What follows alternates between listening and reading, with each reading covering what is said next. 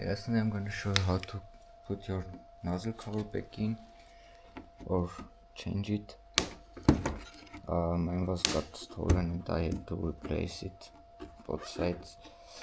All you need some plastic, push it all the way up, and then you have to connect all the four different cars. Every car has different idea. Push it all the way up. It's pretty. Yeah.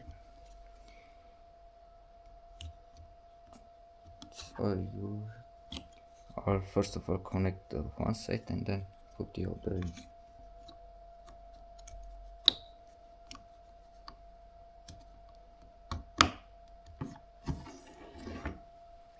That was if you have to replace it. All you need is one plastic bag.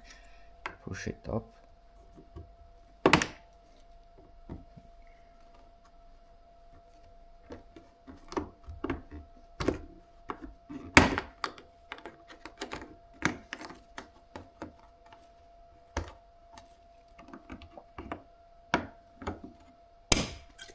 And that pops right off. I'm gonna put it back in, and that was that simple. But you have to be really careful before putting some pressure in it, because it breaks really easily.